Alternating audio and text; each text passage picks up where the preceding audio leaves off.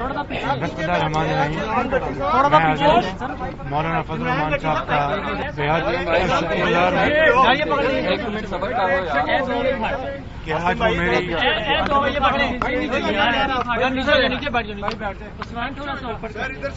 बस्मिल्लाहिर्रहमानिर्रहीम।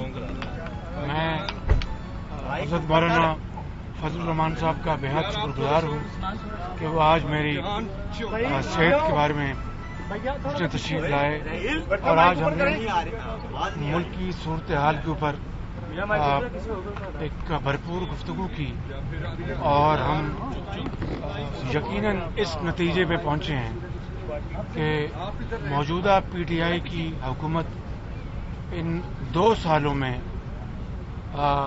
आवाम के मफाद का ख्याल रखने में पाकिस्तान की तरक्की और खुशहाली के हवाले से आम आदमी को राहत देने और महंगाई से बचाने के लिए बेरोजगारी हो, कारोबारी हालात हो और पाकिस्तान की मईशत का मामला हो, सेहत आमा का मामला हो, हर हवाले से ये हुकूमत मुकम्मल तौर पर नाकाम हो चुकी है।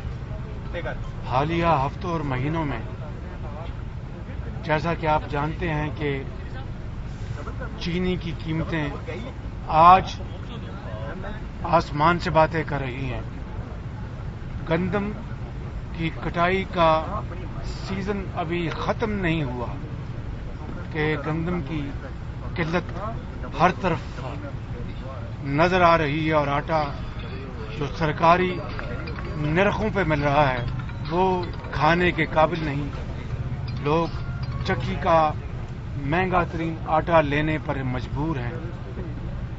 पिछले हफ्तों में पेट्रोल की किल्लत और फिर तारीख की सबसे बड़ी पेट्रोल की कीमत में जो इजाफा हुआ वो इस हुकूमत की बदतरीन गवर्नेंस की मिसाल है।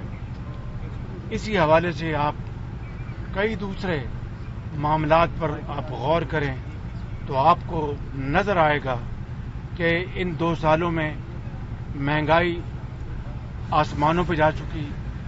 डॉलर 170 रुपए के करीब जा पहुंचा और हमारी जो पैदावारी जो अहदाफ हैं वो हमारे बुरी तरह उसमें हम नाकाम हुए हैं। गंदम शॉर्ट हुई है, गंदम इंपोर्ट करनी पड़ रही है, चीनी 100 रुपए पे चली गई। ये सारे मामलात पाकिस्तान की तारीख में इससे बदतरीन गवर्नेंस ना अवाम ने पहले कभी देखी और इंशाअल्लाह खुदा करे कि आइंदा कभी इस तरह की एक बैड गवर्नेंस देखने में ना आए। इस हवाले से आज हज़रत मौलाना साहब से मेरी गुफ्तगू हुई और हमने ये तय किया है कि मुतहद्दा अपोजिशन को इस बारे में क्या लाएमल इख्तियार करना चाहिए। उसके लिए रहबर कमेटी का इजलास फिलफौर हमने बुलाया। इंशाअल्लाह रहबर कमेटी में वो तमाम पार्टीज़ के नुमाइंदगी होगी। वहाँ पर जो भी एक शेड्यूल बनेगा, जो भी नुकात तय होंगे उसको पर इंशाअल्लाह हम ईद के बाद APC बुलाई जाएगी और उसमें फिर सारी जो अपोजिशन पार्टीज़ हैं गौर व फिक्र करके अपना एक मुकम्मल मरबूत एक जो प्रोग्राम है वो पाकिस्तान के अवाम के सामने पेश करेंगे कि ये हुकूमत नाकाम हो चुकी। अब इससे जान छुड़ाना वक्त की मैं समझता हूँ कि अव्वलीन ज़रूरत है। इससे जान कैसे छुड़वाई जाएगी? क्या APC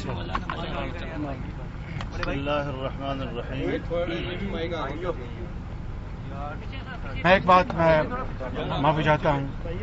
मैं मौलाना साहब को इनको खुश करने के लिए नहीं, लेकिन हकीकत यह है कि आज़ादी मार्च तारीख का एक बहुत बड़ा एक सियासी और मजहबी शो था और उसने अवाम के जो जज्बात की भरपूर अक्कासी की। मैं समझता हूँ कि ये मौलाना साहब की एक बहुत बड़ी कामयाबी थी और उसके लिए मैं मौलाना साहब को, उसके लिए तमाम काविशों को میں اس کی بڑی ہم سب تحسین کی نگاہ سے دیکھتے ہیں. بسم اللہ الرحمن الرحیم نحمدہ ونصلی علی رسولہ الکریم.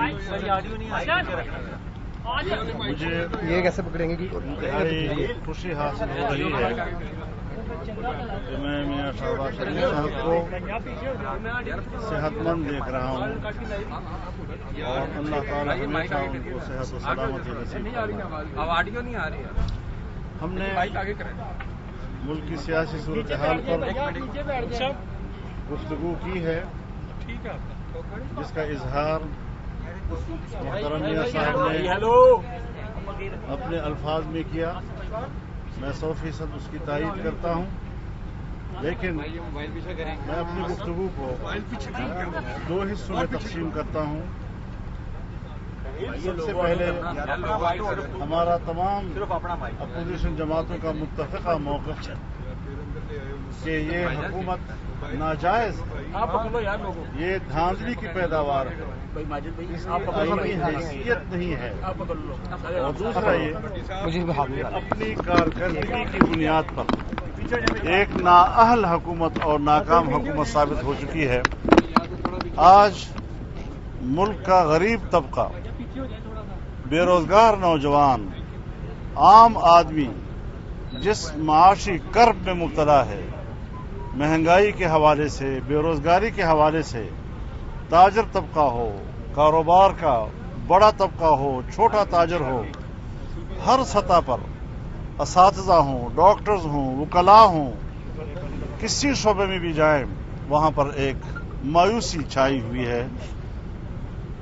ہم یہ سمجھتے ہیں کہ ایک تعطل کا وقت آیا اور اس تعطل کی وجہ سے، کورونا کی وجہ سے ملک کی سیاست میں کچھ جمود سا آیا، کچھ خاموشی سی آئی، لیکن اب ہم نے اس خاموشی کو توڑنا ہے. اب یہ خاموشی مزید برقرار نہیں رہے گی. اور جیسے کہ میاں صاحب نے فرمایا، عید کے فوراً بعد رہبر کمیٹی کا اجلاس جس میں آئندہ کا لائحہ عمل اور پھر اس کے بعد تمام سیاسی قیادت کے آل پارٹیز کانفرنس اور اس میں حتمی لائحہ عمل، اس کے بارے میں انشاءاللہ العزیز اب حتمی فیصلے سامنے آئیں گے. اور جو موقف تمام سیاسی جماعتوں نے آزادی مارچ کے پلیٹ فارم سے دیا تھا، اس کو ہم نے مزید اب آگے بڑھانا ہے، بھرپور یکجہتی کے ساتھ، کہ کوئی کسی پارٹی کو دوسرے سے یہ شکایت نہ ہو کہ آپ کی کنٹریبیوشن جو ہے وہ ذرا کمزور تھی یا آپ پیچھے تھے، کوئی فلانا آگے تھا. سب یکساں طور پر ایک بھرپور قوت کے ساتھ میدان میں آئیں گے. اور یہ جو حربے ہیں، نیب کا حربہ احتساب کے نام پہ، یہ بھی ہی ہیں، اس کی کوئی حیثیت نہیں ہے. اور ہم ان تمام اقدامات کو اور حربوں کو ایک انتقامی سیاست تصور کرتے ہیں.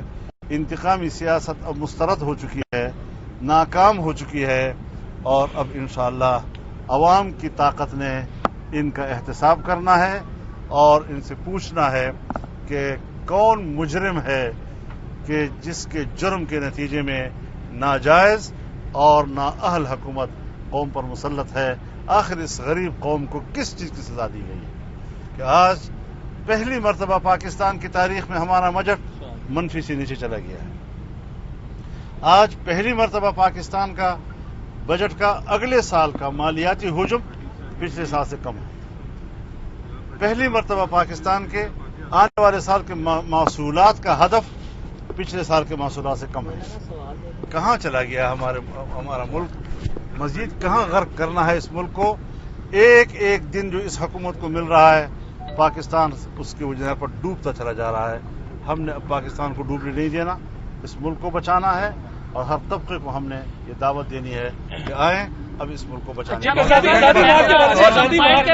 آزادی مارچ کے حوالے سے آزادی مارچ کے حوالے سے مسلم لیگ نون آزادی مارچ میں پیچھے ہو گئی تھی. کیا آپ سمجھ رہے ہیں شہباز صاحب سے آج آپ کی بات ہوئی ہے کہ مسلم لیگ نون اب گزشتہ سال والے اسٹانس پر نہیں ہوگی کیونکہ نواز شریف صاحب بھی کہتے تھے لیکن ساتھ کھڑے نہیں ہوئے. ہم نے اس پہ اتفاق کر لیا ہے. آگے جا کر اچھا مولانا یہ فیصلہ امپائر کے بغیر کیا آپ نے عمران خان کو گرانے کا یا امپائر کے ساتھ مل کر کرائیں گے؟ شہباز صاحب آپ بھی بتا دیں امپائر کے خلاف آپ امپائر وضاحت شہباز کون صاحب کو پتہ ہے آپ بتا نہیں، دیں آپ بتا امپائر دیں کے نا. بغیر یہ فیصلہ کیا آپ نے آپ بتائیں یا امپائر کون حکومت کے ہے؟ خلاف جائیں گے؟ شہباز صاحب سے سوال عوام امپائر بتا دیں امپائر کون کے ہے؟ خلاف آپ جائیں گے حکومت کے خلاف عمران خان کے خلاف یا امپائر کو ملا کر جائیں گے؟ کرکٹ کے میدان میں تو بتاؤں گا آپ کو